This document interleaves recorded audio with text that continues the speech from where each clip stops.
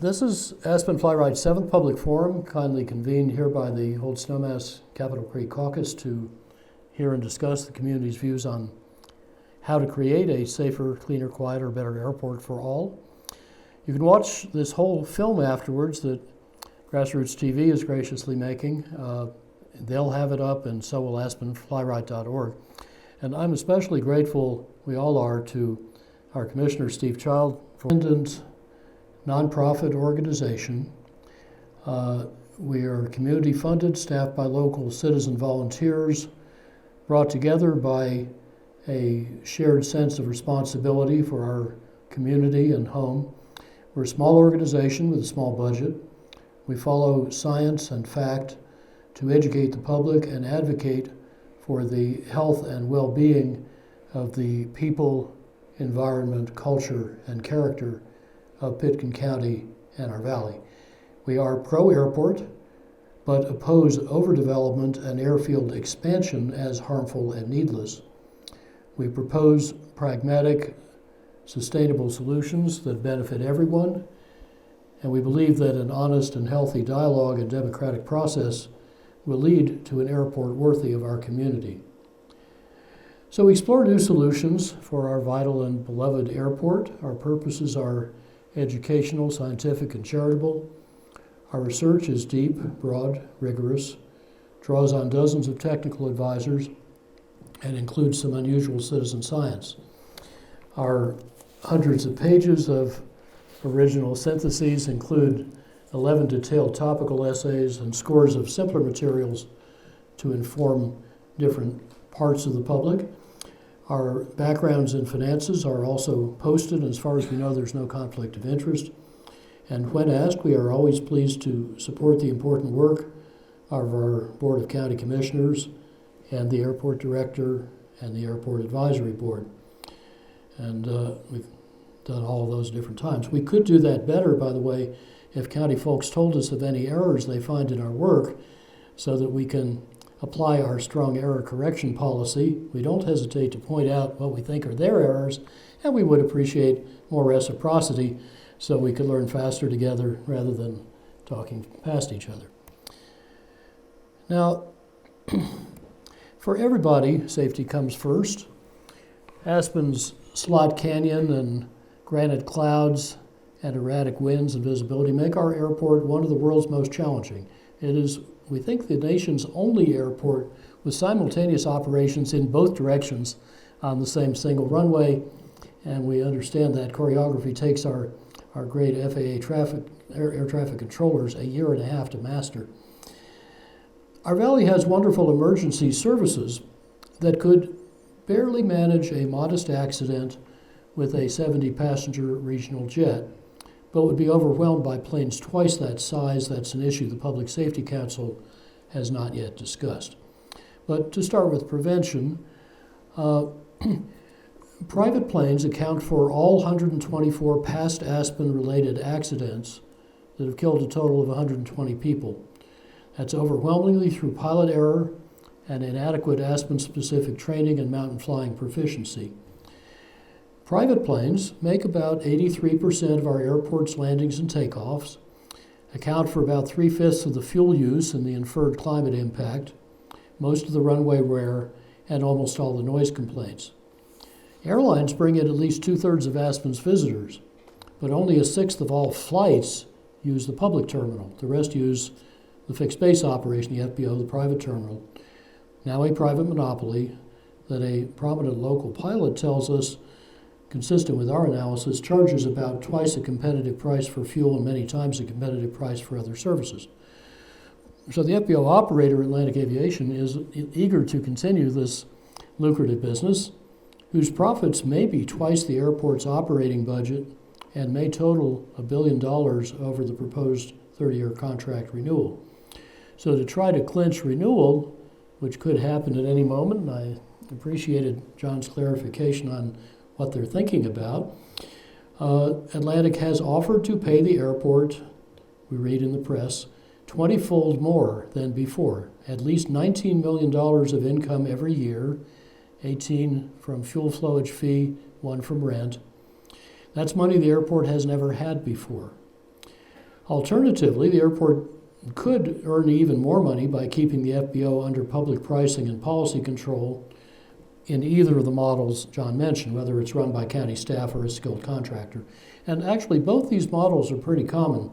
There are over 1,500 U.S. public airports that run their own FBOs. 3/4 of those are county or municipal governments.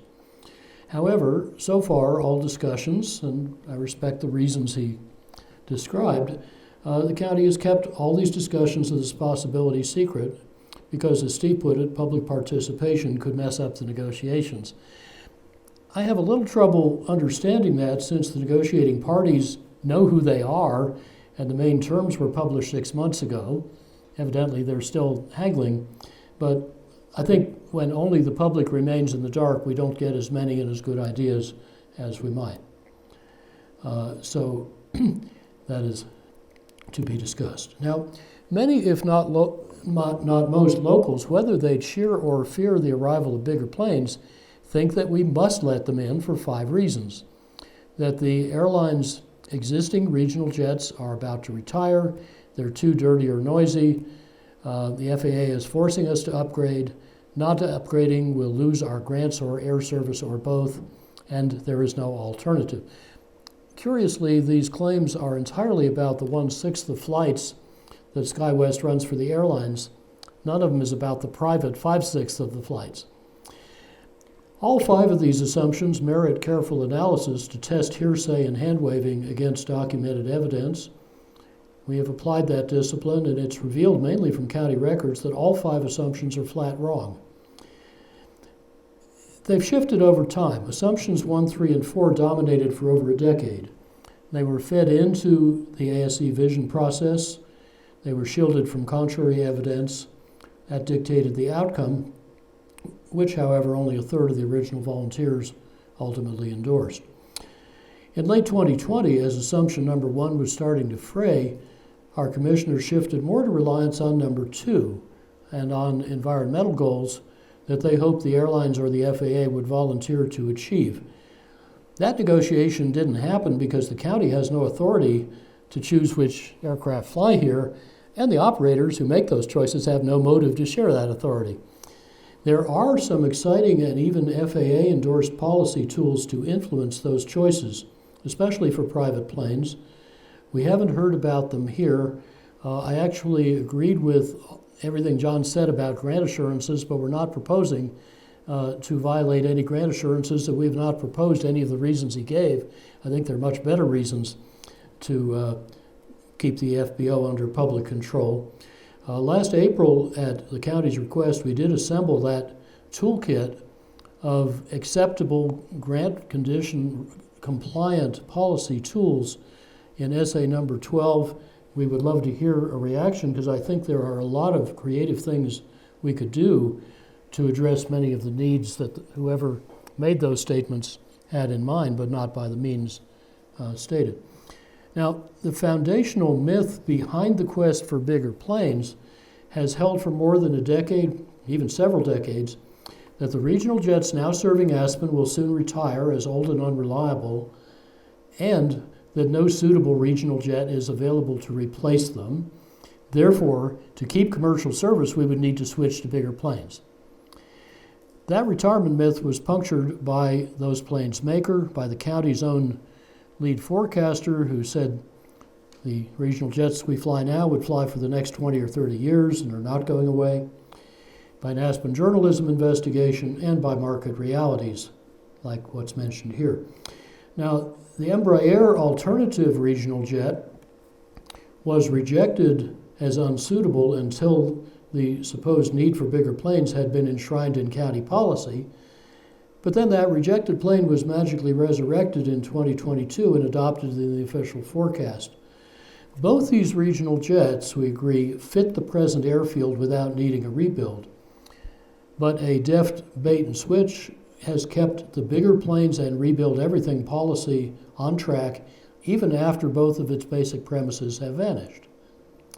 Now, as we will see, regional jets' likeliest replacement in and after the next decade is probably not bigger fossil-fueled planes, but fossil-free planes with radically lower impacts and far better economics. My invited technical brief on their status, I think, got Dan and the consultants excited. And ever since, for 17 months now, I've been offering to discuss it with the Airport Advisory Board so they can properly advise our county commissioners on undiscussed and very fast-moving major aviation trends important to county strategy. More on that shortly. I can later graph for you the strange forecast created to justify airport expansion. In brief, with the AAB and the commissioners ignoring strong contrary evidence, the county's consultants, pressured both by their clients and by the FAA, created and the FAA adopted an indefensible forecast that airline passenger growth would be 3 times faster than the historical data might support. My view as a Stanford adjunct professor is that the forecaster's method would find it hard to earn a passing grade in an undergraduate term paper, but it pleased the FAA. That agency, you see, makes all the airports it funds roughly match its own GDP-based national aviation growth forecast, ignoring all local wishes, conditions, or constraints, like Aspen's limited land and tight lodging. They don't consider that stuff at all. Now, I discovered that 98% of Aspen's past airline passenger growth is statistically explained by growth in pillow count. And that suddenly doubled in the brief short-term rental boom you will all recall. But even after that 12-fold faster one-off spurt had ended, Up Valley governments put a stop to it, the forecasters continued it for another 20 years. So the planned $0.7 billion airport expansion is mainly to bring imaginary flyers in bigger planes to sleep on imaginary pillows. Legally, the FAA's process looks like what lawyers call arbitrary and capricious, rendering it infirm. Technically, it's mistaken and will need to be redone, but happily, the county got it right the first time before succumbing to FAA pressure.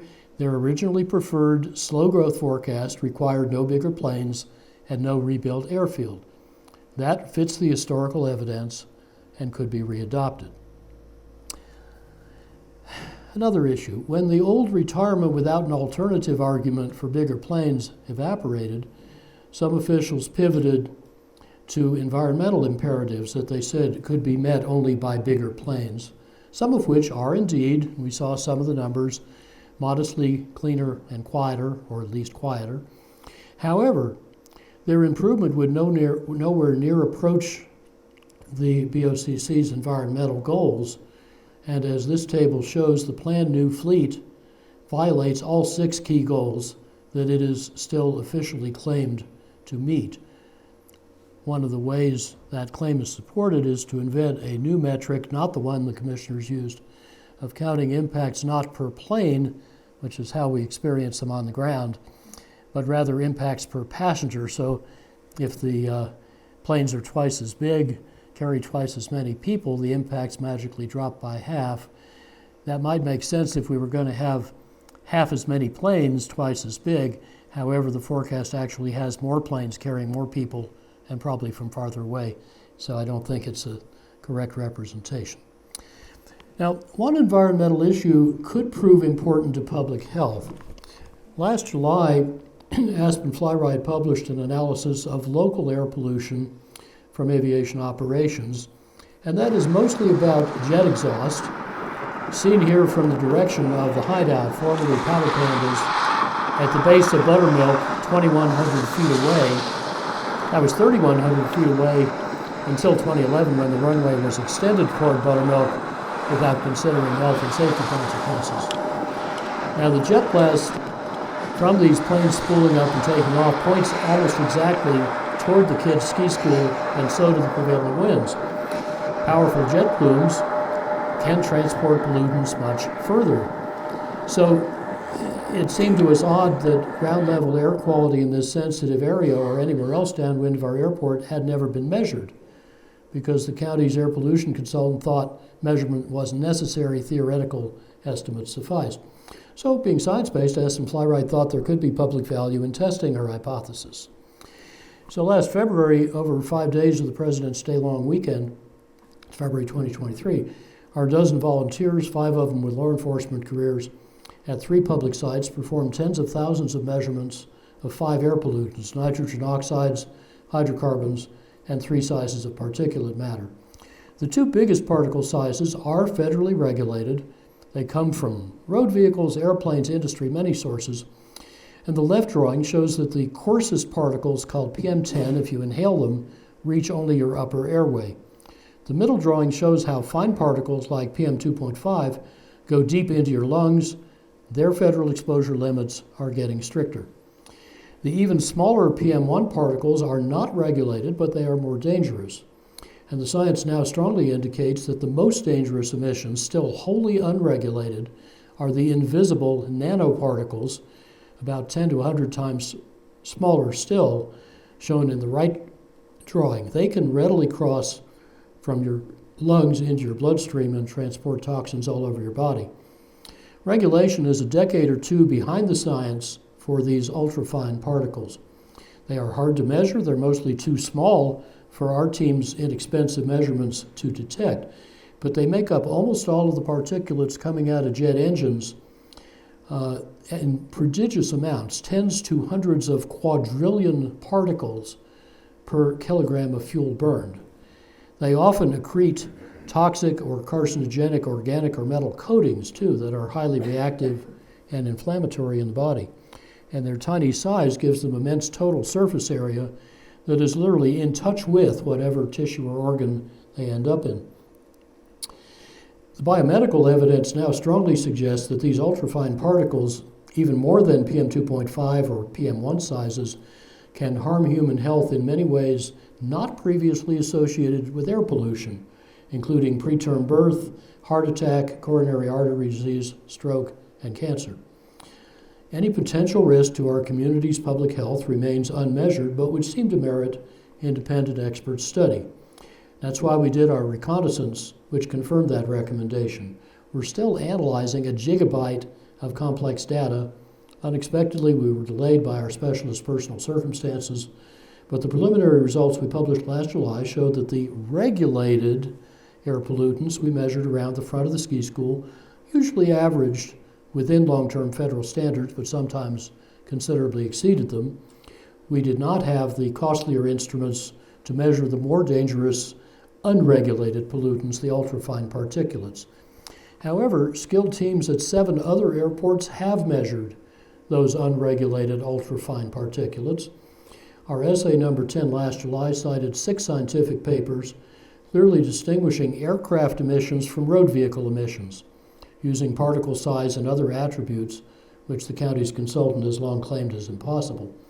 There's a newer study mapping this community exposure to ultrafine particulates from aircraft only, measured under the flight paths up to 10 miles upwind and downwind of Seattle Airport and factoring out road vehicle pollution. You can see that the ultrafine aircraft particulates depended on landing direction, while particulates from road vehicles did not. If our community has an exposure map like the one on the left, what would it show, and couldn't it better inform our airport choices? So last July, the AAB kindly invited me to suggest specific ways to monitor air quality, and my brief launched a cordial and thoughtful discussion. However, the opaque county process since then means I cannot tell if that conversation had any effect on monitoring plans, or whether staff talked to the expert teams who did the cited measurements at the 7 other airports, or whether the county's longtime air quality consultant, now being rehired for that work, has the specialized skills and equipment to measure ultrafine particulates. Happily, there may be better progress on noise monitoring, where the AAB's task force recommendations are very similar to mine. Now, there is a way to achieve and far surpass the county's noise and air pollution and emission goals, but that way has not yet been officially considered. The FAA excludes from airport forecasts any aircraft or propulsion system that is not yet certified to fly. So its newest forecasted plane flying here in 2042 would use at best 2016 technology. But might new fossil-free planes actually be flying sooner than a new airfield can be built for bigger fossil-fueled planes? Both of those developments are years away, we all agree. And the forecast does not compare their plausible timescales. So we did. The forecast implicitly divides the future into too soon to change anything and too far off to speculate about, with nothing in between. But that in-between part is really important because aviation is now undergoing the deepest and swiftest revolution I've seen in 60 years of practicing science and technology. This race to fossil-free flight involves an enthusiastic but different part of the FAA. And if we're going to set our airport's long future, we all need to understand this new competitive landscape as soon as possible. That's why the AAB should hear about it. Now, county advisors have long said that new kinds of extremely efficient, clean, and quiet aircraft would be small, slow, short range, and far off. That could have been justifiable maybe 10 years ago. And yet today there are scores of capable developers with about 1,000 orders from over 50 operators. I wanted to show you here just a little gallery of 9 examples of their speed and ambition, most backed by solid performance tests and supply chains, and quite a few backed by governments. Now, astoundingly, most of these are now planned to begin commercial service in this decade. Part of the reason they can get that fast is that some of them are retrofitting new propulsion into already certified airframes, like the old BAE 146 and Dash 8, both of which have operated at Aspen.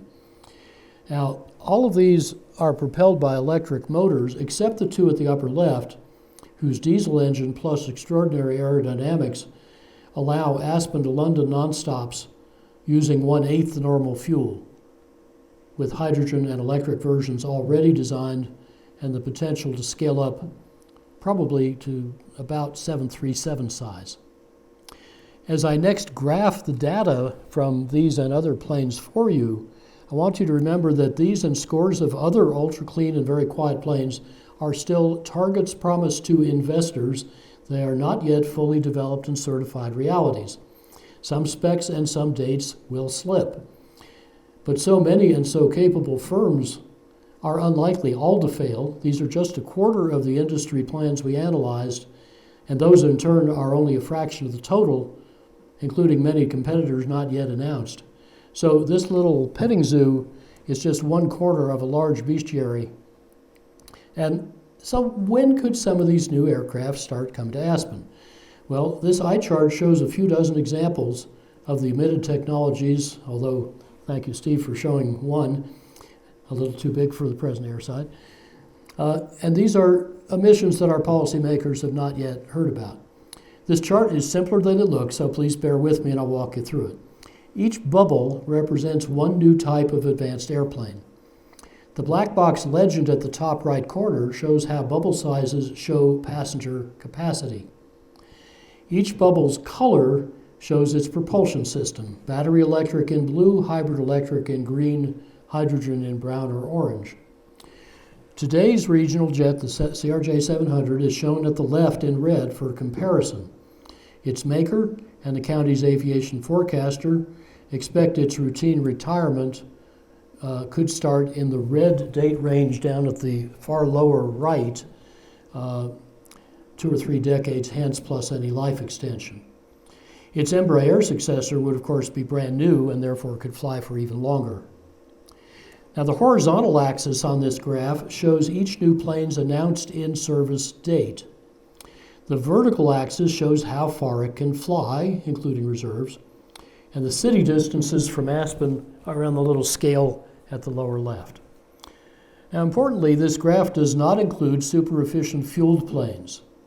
It does not include some interesting electric planes very relevant to Aspen, but that I can't talk about yet. All planes shown through 2027 fit Aspen's current wingspan and other constraints. All of them are well suited to more frequent direct service connecting Aspen with far more airports, about 5,000 in this country, at similar or lower ticket prices. Point-to-point service, not hubs. Most planes planned for after 2030, when the industry expects to be taking over the market, are not shown here either. It would be way too many dots. Only 3 of numerous electric vertical takeoff and landing, or eVTOL air taxis, are shown for comparison. Those are the tiny bubbles down there in the next few years when some eVTOLs should be able to carry, say, 9 passengers between Aspen and Denver without needing our runway or airport because they go up vertically. At several major lower altitude airports, United and Delta have announced eVTOL service for next year, including from your home, with American Airlines close behind. Some eVTOLs exceed 200 miles an hour and 10,000 feet. Their size, range, and altitude ratings will rapidly improve. The first type certifications are expected next year, commercial service about a year later. And if an eVTOL is flying 500 meters overhead, it can be barely audible. Thus, many ultra-clean airplanes are expected in commercial service in this decade, some bigger and longer range than the CRJ 700. Just look at what's happening down there before and in about 2030. Now compare their timing with the 2 blue construction timelines at the upper left for Aspen's proposed new airfield. 3 years ago, that was aiming for 2030 completion. Last fall, it slipped to about 2032, assuming the terminal is built first. The dates move around, but the point is, by then, a swarm of ultra-clean, super quiet, cheaper to buy and fly electric planes that fit our existing airfield will probably be serving Aspen, even if they show up years later than shown on this graph. When the official forecast ends in 2042, its aircraft will be as antique as a 1997 Buick is today, and at least as unlikely to compete with a Tesla, or what comes after a Tesla.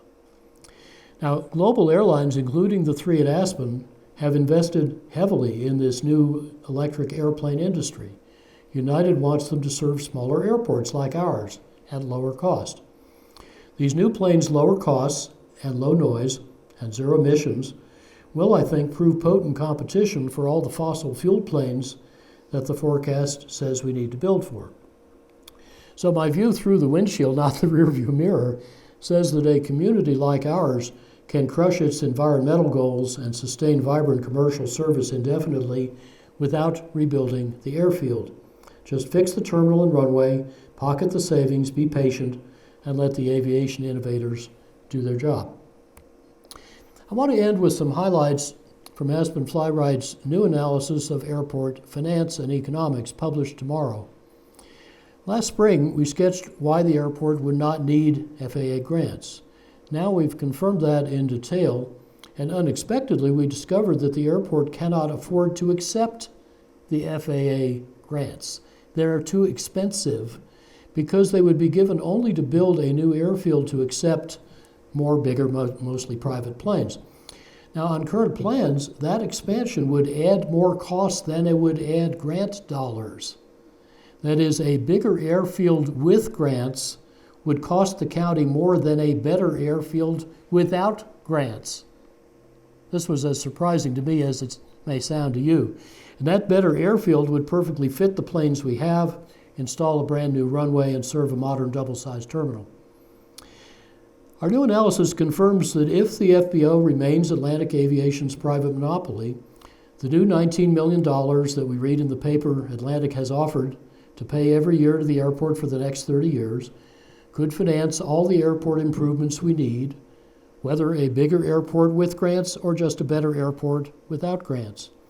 Or, if the county kept local control of the FBO, as I would suggest, then not needing to reward private shareholders with very high return expectations because they're owned by a private equity firm, could leave even more money for the airport, plus many societal benefits.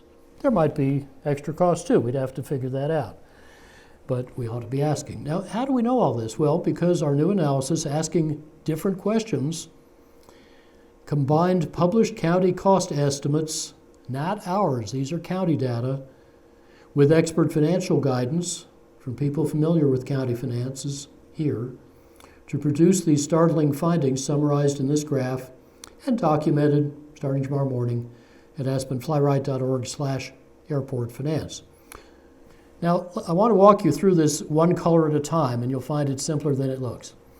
Let's start on the left. Better Airport in green costs about $200 million for the new double-sized terminal and new runway, plus about $50 million if the county chooses to keep the FBO in order to earn even more revenue and align policy and provide transparency and accountability and improve service and fairness, especially to local pilots. These are all good reasons that were not on John's chart, and I think they should have been. This status quo airfield could serve future needs consistent with past history rather than the tripled growth in the botched FAA-dictated forecast that says that by 2050, our airlines will bring in 2/3 more airline passengers than we can scarcely manage now. Okay, let's now move over to the brown bar, the bigger airport to fit bigger planes. That is the plan now before the FAA, not yet modified by the very new potential layout plan. But this one that they've been working on since last summer, actually longer, it costs 3 times more than Better Airport. Brown's bigger than green. Bigger Airport adds more than $488 million in extra costs, mostly to relocate most of the main airport assets, as you saw, including that control tower, which the FAA said it wouldn't pay for, more than $100 million. We counted it as 100 plus, and I now hear 100 to 120 million. Now, a simpler and faster version we just saw with unstated costs so far was conceptually proposed just after their FAA meeting in Washington. So that was just on March 12th we first talked about this, moving the runway rather than the taxiway. That change would buy more time, about a year more, to seek expiring grants for a bigger airport. It may cut its cost from roughly $0.7 billion to perhaps, who knows, maybe something like $0.5 billion, like you wouldn't have to move the control tower. But how to design a bigger airport is, I believe, the wrong question. A smarter solution would move neither the runway nor the taxiway, but would sustain both right where they are. Their present size and location fit both current and replacement commercial regional jets that ensure thriving commercial service indefinitely. The airlines are now flying the airplanes they want, reliably and profitably. They are not asking for bigger planes. Okay, our third bar here in magenta is the FAA grants that county policy considers essential and is intently focused on getting. Those could pay 90% plus 5% from traditional Colorado grants. I'm not sure, but we showed those, of airfield rebuild and wider runway costs to fit bigger planes. So that's what you've heard described by Steve and John. But since those costs are at most, the costs that the grants cover 90% of are at most 65% of the total cost of bigger airports, and the total grants are at most 62% of that cost, that would leave the county to pay more than $265 million if its $120 million terminal, as its budget assumes, did not win a separate grant. That's why I put this little memo in script here saying, notice $265 million, which is brown minus magenta, is more than green, the $204 to $253 million cost of a better airport. So even with the FAA grants in magenta, the brown bigger airport would cost the county more than the green better airport would cost without grants. So now you see where that kind of man bites dog conclusion came from. Finally, in aqua on the right, we've graphed 3 kinds of financing available for the airport. The county budget shows that financing would be needed to fund bigger airport even if it gets FAA grants, but at the budgeted implicit interest rate, $19 million of annual debt service would support about $400 million of airport enterprise fund bonds. Now, the lower box in darker aqua is more conservative. It shows separately the $289 million net yield from fund bonds at an estimated market rate around 5% a year, again, supported solely by the minimum guaranteed FBO payments. By the way, rural airports like ours could be eligible for 2% a year partial federal loans on very attractive terms. It's called TIFIA. as Sacramento is doing right now for its new terminal, but that option is not graphed separately here because it relies on the same revenues. I can't count them twice. Or up at the top, the lightest aqua, the county could even bond more than $200 million and loan it to the airport, but that should not be needed. Just the offered new FBO income can more than finance everything Better Airport needs twice over. And if we kept the FBO, that income could rise further, or prices could be reduced to more competitive levels and more pilot fairness, or both. Many people assume that none of what I just told you is possible because the FAA has mandated a new airfield for bigger planes. That has never been true. Of course, the FAA would like bigger planes and more standardization. But as its regional manager, John Power, twice told the commissioners last April when I asked, because nobody else had asked, the county can keep its present airport layout and its 95-foot wingspan limit if it stops asking for bigger planes. It would then lose, he said, new FAA grants that we now see it doesn't need, grants that would save the county money by declining. Our analysis shows that the FBO's offered new revenue can amply finance all the infrastructure we need. Aqua is much bigger than green. We can then thank the FAA for continuing to keep us safe and politely decline its undesired services as Aspen's developer-in-chief. This would make everyone happier, except maybe owners of private jets too big to fly into Aspen, but who are too bashful to say that they want to spend $500 million of public money to turn our regional airport into a global airport rather than shuttling here in a smaller jet the last 12 minutes from Rifle in their transoceanic trip. Investing our own money at our own pace, next to last slide, would regain independence from a vitally safety-skilled federal agency. If we put our lives in their hands every time we fly, I'm comfortable doing that. But that agency only cares about aviation, so it's imposing its one-size-fits-all growth ambitions on our valley with no regard to its conditions, needs, or wishes. Preserving Pitkin County's half-century of thoughtful growth management would be a giant step toward protecting our home, our community's character and values, and our quality of life. We just need our commissioners to understand this financial arithmetic that would make that practical, or to hear our voices at the ballot box in November when Steve is termed out, Francie's seat is contested, Greg's running for re-election, and there are calls for some sort of petition for a public vote, including now, as of yesterday, from a new group unrelated to ours. It's called Citizens Against Bigger Planes, whose little flyers I see on the back table announcing their launch event next Wednesday. So I hope this quick overview of part of our research has aroused your interest. Please encourage your colleagues, friends, neighbors, and elected officials to dig deeper and read our articles and essays. We again invite everyone to criticize our work, frankly, fully, specifically, so we can correct any mistakes and keep improving our public service. To achieve our community's ambitions for a better airport, we hope these insights can help us all to discharge our civic duty to become informed, curious, active, free-thinking participants in one of the most challenging and divisive, yet one of the most important and hopeful conversations this community has ever held. We can only try to help you learn the facts, ask new questions, and engage your friends and neighbors. The rest is up to the leadership of each one of you. We citizens, all of us, are friends of Aspen, of Pitkin County, of our precious airport, and we are all entitled to all the responsibilities thereof. So I thank you for all your good work and your kind and prolonged attention, and I'm very much looking forward to joining our colleagues in hearing what's on your minds. Thank you. Well, thanks So you to want everyone. That was this one? terrific. And I learned a lot.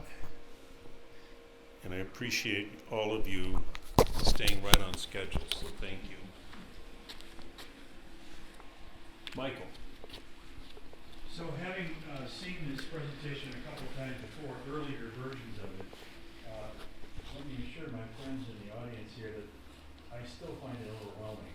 And I don't think I fully understand all the implications of what Amory has suggested to us. That said, I think the overarching point that I'm hearing from Amory is there are greater opportunities coming relatively soon. So let's right now Go slow. Now, having been once an elected official, I can empathize maybe better than most people can with elected officials. And the idea of going slow is very attractive because you don't have to step in it today. You can sort of push things off in the future. So the go slow scenario is politically attractive. That said, the other new piece of information I'm hearing tonight is the runway's falling apart. We got to do it right now. We've got to fix the runway right now. The only way to do that is with federal money. So, gee, even though all these cool aircraft are due in the mid future, we don't want that pavement coming apart and going into the turbines. So let's do it now. And too bad with all these opportunities, we got to do it. Put a new runway down now. So what's the flaw in? Michael, rather than, I want to make opportunity for people to ask questions. Yeah, that's the question. Okay. So, I'm afraid I need both of these moves. Thanks. Great questions, Michael. There was one other important bit of new information, and very new to us. We didn't know this till last week, and that's about the economics. I want to emphasize, if we go back to that green chart, it's a little hard to read black on green. The bottom green element says new terminal, $120 million. The upper one says new runway, $84 million. We are assuming in every case an all-new runway built right away. Thank you. But we are not assuming that it has to have federal grant funds, because those come with bigger airports. It's going to end up costing you more and creating a lot of issues that you don't need to have. Whereas you could fund better airports, not bigger airports, without the grants, and actually it would cost you less. So you could, I think one of my charts said, fix the runway, fix the terminal, keep the change, $450 million. okay. Thank you, Amy. John, Dana, any of you want to weigh in on this? Sorry, yeah. It's a lot of microphones.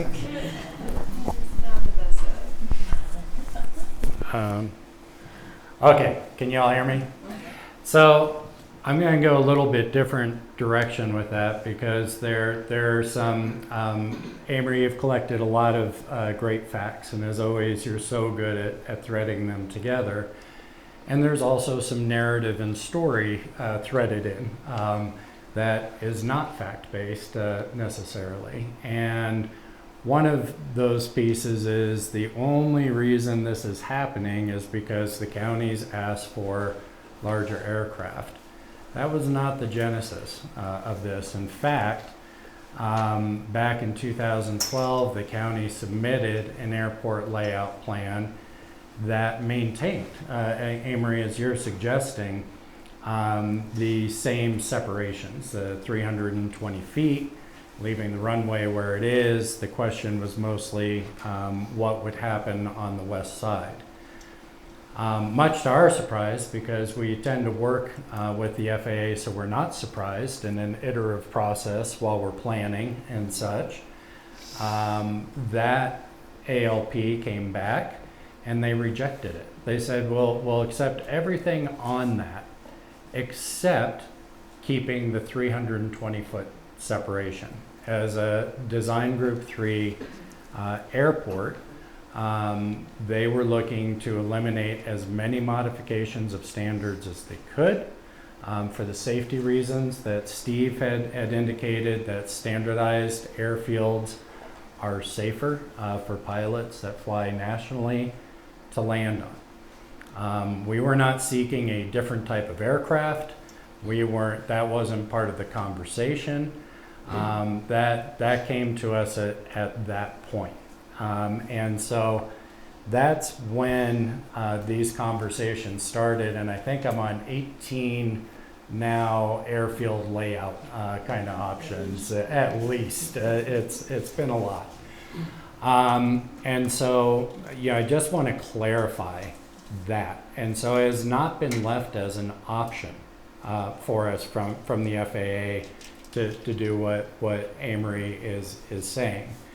That said, the financials, this is the first time I'm seeing them. I often, with my staff, use the term, let's not use any magic asterisks in our budget process. Sometimes when things sound too good to be true, I think they are, so I'll need to dig in, Amory, as you had suggested, because I don't know how you've considered operating and other capital replacement costs like that emergency equipment and snow removal equipment and people to run them and all of those things. But we don't need to debate that now because it'll clearly be one-sided because we saw that. And so the now is we do have a runway that is deteriorating. That is, I think we probably both agree on that. I think all sides agree on that. And then it will be where the FAA will allow us to put that. Currently, we have an approved airport layout plan that has the runway shifting 80 feet to the west. Whether we're funding it ourselves or whether that is funded through FAA grants, right now, if the runway fails, that's where it will go. So we only have about 10 minutes left, a little bit less. And then Oh, I want to see Amory, if sorry. there's any other questions that people are anxious to bring up. Could I very quickly come in on that? The history is as I stated it. It's thoroughly documented. Sorry. The history is as I stated it. It's thoroughly documented from county records in our essay on how the airline's planes aren't vanishing, essay number 4. And John Bauer himself told the commissioners in April that the genesis was that the county asked for bigger planes. You are right that they did make a reference to not liking the layout plan. But actually, the push for bigger planes is way back. I mean, before you got here, 1995, voters rejected 3-2 a plan for 737s to come in. Let's see if we can get some other questions Yeah. here. But and other capital equipment we assumed would be covered by normal operating budget, just like it is. It's a capital item, but it wasn't the major capital items that showed up here. I had just a question. What is safer about larger planes? I mean, if we have this new AN, whatever it is, standard, why do they have to have larger planes? Are a larger plane going to be safer in this small airport? I mean, I don't think that that's something that's necessarily follows, that you would have a safer airport flying bigger planes into it, especially when it's a difficult airport to get into. Thank you. Sure. Do you want to answer that, Steve? Oh, I can answer part of it. One of the aspects of the new runway is it would be 150 feet wide instead of 100. Most of our closures many of our closures of the airport are because of small planes running off of the runway for various reasons. If the runway was 150 feet wide instead of 100, they would be much more likely to stay on the pavement and not run off the runway and close in the airport. That's just one aspect of the wider runway would definitely be safer than the narrower runway. And I think every pilot would agree with that. That might be true, but a major general aviation group just put out a report saying the issue is pilot error and the width of the runway is not very important. So, other questions? Go ahead. Let's see, does this work? Yep. So I am extremely suspicious of the report that came out last fall about the condition of the whatever it's called, sub-base. And I, as a citizen, am hoping someone will tell me how far back this has been a problem and why, that doesn't happen overnight. And so with the designers and with the consulting engineers either not doing a good job, withheld information, there are any number of scenarios, but I simply don't believe that something that serious and that deep hasn't been available for us to know before September 2023. Thank you. Don, did you want to do that? Well, I can't really answer what happened before I got here about 5 years ago. What I can tell you is it's accelerating fast. So, But where did it start? well, it's starting from I think what would happen in the past was a lot of that wasn't probably investigated. When I got here, I noticed cracking in the runway. We did cores, but now we're noticing a crack that's longitudinal along the runway that's reflective. And that reflective means it's coming from the base. Did you not have the course before, so that was new? Did not have the cores before. So this is Somebody had to know, Dan, before your time. I'm not seeing it in any records we have. I think it may have been suspected. I think people may have looked at it and said things look okay. But when we got definitive empirical evidence through cores, deflectometers, and now surface cracking, things are coming to light pretty quick. And it's accelerating fast. Thank you very much. I just had a quick question about the wingspan of the newer planes that are hybrids or more fuel efficient. Those seem to make it so have to be the wide wingspan. So not necessarily. Answer. That is the classical way to do it, and it's correct. And in my Hurricane speech 4 or 5 years ago, I offered that as a method. I then, a few months later, wrote the county commissioners to say, oops, the former chief scientist avionics of the B-1 bomber has a little team that just came out of stealth in Los Angeles and announced a stubby little 52-foot wingspan plane that, as I said, flies here to London on an 8th of fuel and can get a lot bigger. So that's another way to do it with superb aerodynamics, and nobody really put that together before. And also there are folding wings, which Boeing's been selling for a decade. But there are several ways to do it. You don't necessarily need long wings. Thanks, Amy. Anyone else? One of the points that you said was really important was noise. I live in Woody Creek, and if we're outside, we can't carry on a conversation. So how is the airport plan addressing that when they said that that's a really important consideration?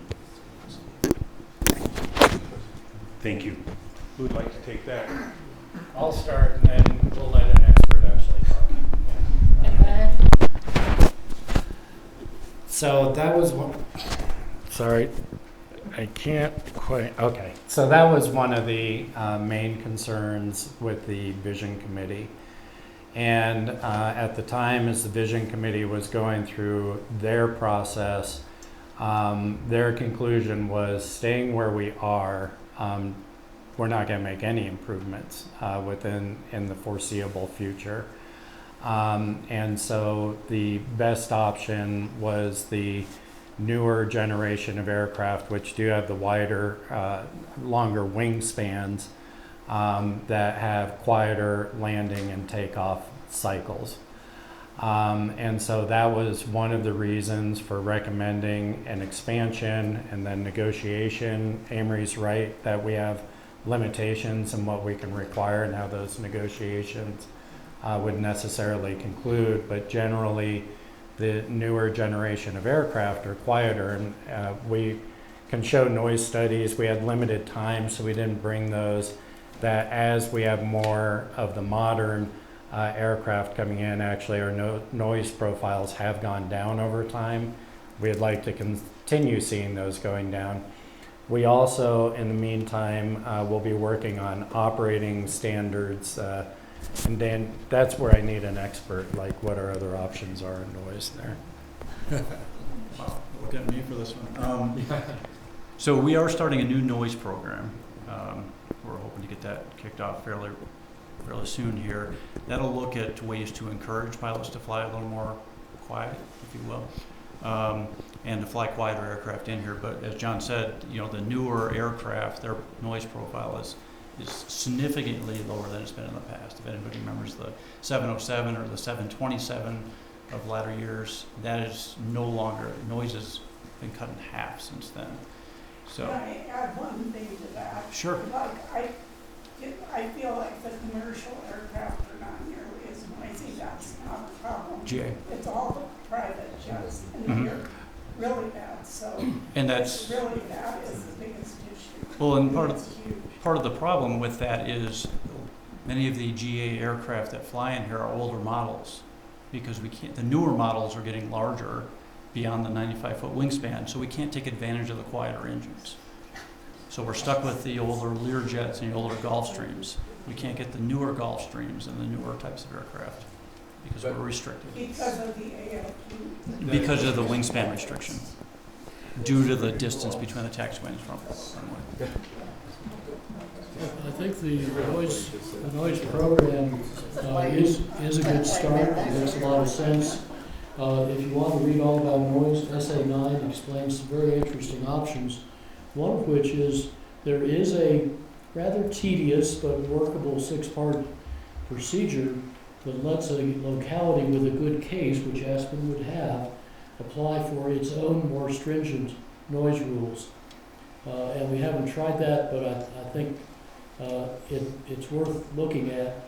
And there are some other things we can do in SA12 that would help affect choice of planes, methods of operation, and so on, without prohibiting or mandating anything, but still influencing it in ways acceptable to the FAA. And I want to emphasize, you could ignore everything I said tonight about new kinds of airplanes and still reach exactly the same conclusions. We are not relying on great new airplanes coming in. It's still a better deal to do a better airport than a bigger airport regardless.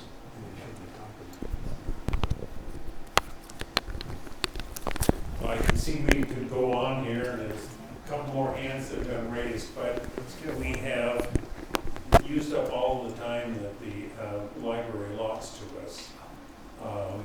So thank you very much. I appreciate all this. I suspect we'll be continuing this conversation, and really appreciate you coming and seeing you here.